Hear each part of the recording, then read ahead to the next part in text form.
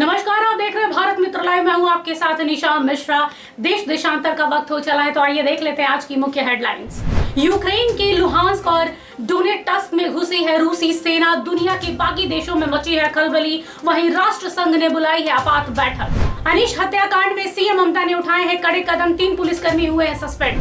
Pegasus मामले पर जांच समिति ने सौंपी है सुप्रीम कोर्ट की रिपोर्ट। सुनवाई शुक्रवार को। पोर्नोग्राफी मामले में राज कुंद्रा के सहयोगी कास्टिंग डायरेक्टर समेत 4 लोग गिरफ्तार। शहनाई की गूंज में उभरे मातमी सुर। 14 बारातियों की मौत। हिमाचल प्रदेश की पटाखा फैक्ट्री में धमाका, 7 कामगार जिंदा जले। बहरहाल आइए देख लेते खबरें विस्तार से। अभी की सबसे बड़ी खबर आ रही है, रूस की सेना यूक्रेन के 2 प्रांतों लुहांस्क और डोनेट्स्क में घुस गई है। राष्ट्रपति व्लादिमीर पुतिन ने 14 घंटे पहले ही यूक्रेन के इन दोनों राज्यों को स्वतंत्र देश घोषित किया था। इसके बाद रूसी सेना के टैंक इन इलाकों की तरफ बढ़ गए हैं। पुतिन ने कहा है कि लुहांस्क और डोनेट्स्क और अलगाववादियों के कब्जे वाले इलाके में शांति बनाए रखने के लिए ऐसा करना जरूरी है। इसी बीच ब्रिटेन ने यूक्रेन में रूस की घुसपैठ की पुष्टि की है। उधर यूक्रेन के राष्ट्रपति ने कहा है कि हम रूस के इस कदम से डरते नहीं हैं। पुतिन के इस फैसले का कई देश विरोध कर रहे हैं। एक तरफ अमेरिका सहित कई देशों ने इसे अंतर्राष्ट्रीय समझौतों का उल्लंघन बताया है, तो वहीं दूसरी ओर चीन और भारत इस पूरे विवाद पर न्यूट्रल हैं। व्हाइट हाउस ने बताया है कि जो बाइडेन ने यूक्रेन के पूर्वी क्षेत्रों की स्वतंत्रता को मान्यता देने के पुतिन के फैसले की कड़ी निंदा की है। अमेरिकी राष्ट्रपति ने यूक्रेनी राष्ट्रपति व्लादिमीर जेलेंस्की से कहा है कि अमेरिका अपने सहयोगियों के साथ मिलकर जल्द ही इसका जवाब देगा। उधर यूएन सेक्रेटरी एंटोनियो गुटेरस के प्रवक्ता ने बताया है कि रूस के फैसले ने यूक्रेन की क्षेत्रीय अखंडता पर हमला किया है। संयुक्त राष्ट्र यूक्रेन का पूरी तरह से समर्थन करता है। इसके अलावा Germany, France, south Korea, Japan, Australia और न्यूजीलैंड ने भी इस घटना की कड़ी निंदा की है। साथ ही नाटो प्रमुख ने कहा है कि डोनेट्स्क पीपुल्स रिपब्लिक और लुहांस्क पीपुल्स रिपब्लिक को मान्यता देने के रूस के फैसले की निंदा करता हूं।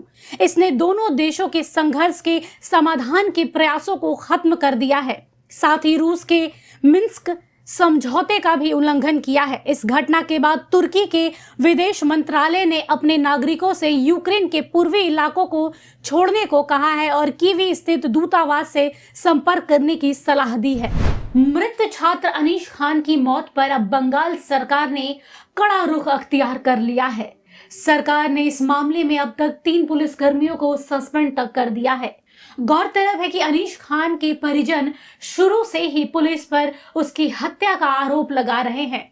दूसरी ओर इस मामले में सीएम ममता बनर्जी के आदेश के बाद एडीजी सीआईडी ज्ञानवंत सिंह के नेतृत्व में 3 सदस्यीय जांच टीम ने अपनी जांच शुरू कर दी है। ज्ञात रहे कि इस घटना के 3 दिन बीत चुके हैं, लेकिन एक भी आरोपित को गिरफ्तार नहीं किया जा सका है। आरोप है कि पुलिस के वर्दी पहने लोगों ने अनीश को छत से फेंक दिया था, जिससे उसकी मौत हो गई थी। इसे लेकर राज्य की राजनीति भी गर्मा गई है। दोषियों को सजा देने की मांग को लेकर जगह जगह जुलूस निकाले जा रहे हैं। अनीश के पिता ने सीबीआई जांच की मांग की है, लेकिन उन्होंने सीएम ममता बनर्जी पर भरोसा भी जताया है कि सीएम उन्हें न्याय और दोषियों को सजा दिलाएंगी। पेगासस जासूसी मामले की जांच के लिए गठित न्यायमूर्ति रविंद्रन समिति ने सुप्रीम कोर्ट में अपनी अंतरिम रिपोर्ट प्रस्तुत कर दी है। मुख्य न्यायाधीश एनवी रमना, न्यायमूर्ति आर सूर्यकांत और न्यायमूर्ति हिमा कोहली के खंडपीठ में इस अंतरिम रिपोर्ट एवं अन्य जनहित याचिकाओं पर शुक्रवार को सुनवाई होगी। इसी खंडपीठ ने पिछले साल समिति का गठन किया था। अंतरिम रिपोर्ट पेश करने की वजह से माना जाता है कि यह जांच कमेटी आगे की जांच के लिए अतिरिक्त समय की मांग अदालत से करेगी। याद रहे कि खंडपीठ ने समिति के 8 सप्ताह में अपनी जांच पेश करने की अपेक्षा की थी। समिति की देखरेख में 3 सदस्यीय विशेष तकनीकी जांच दल मामले की छानबीन कर रहा है। पोर्नोग्राफी मामले में मुंबई पुलिस ने मंगलवार को राज कुंद्रा के सहयोगी कास्टिंग डायरेक्टर सहित 4 आरोपितों को गिरफ्तार कर लिया। पुलिस नरेश राम, अवतार पाल, सलीम सैयद, अब्दुल सैयद व अमन बर्नवाल से पूछताछ कर रही है। पुलिस के अनुसार उद्योगपति राज कुंद्रा तथा उनके सहयोगियों को पुलिस ने पोर्नोग्राफी मामले में गिरफ्तार किया था। इसी मामले की जांच में इन चारों फरार आरोपितों की मंगलवार को वर्सोवा में छिपे होने की जानकारी मिली।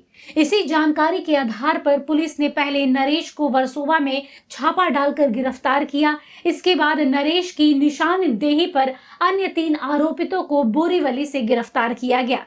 बताया जाता है कि इन कथित आरोपितों को वेब सीरीज के हर शूट के लिए कथित तौर पर 2000 रुपए मिलते थे। उत्तराखंड के चंपावत जिले के डांडा क्षेत्र में सोमवार की रात बारात से लौट रहा एक वाहन खाई में गिर गया, जिसमें सवार 14 बारातियों की मौके पर ही मौत हो गई। बता दें कि चंपावत से करीब 65 किलोमीटर दूर ये परिवार में शादी शरीक होने गया था। हादसे की सूचना के बाद पुलिस व रेस्क्यू टीम मौके पर पहुंची। अब तक 1400 को खाई से बाहर निकाला जा चुका है। दुर्घटना में गंभीर रूप से घायल 2 लोगों को उपचार के लिए जिला अस्पताल में भर्ती कराया गया है। इसी घटना पर दुख जताते हुए प्रधानमंत्री नरेंद्र मोदी ने कहा है कि उत्तराखंड के चंपावत में हुई दुर्घटना हृदय विदारक है।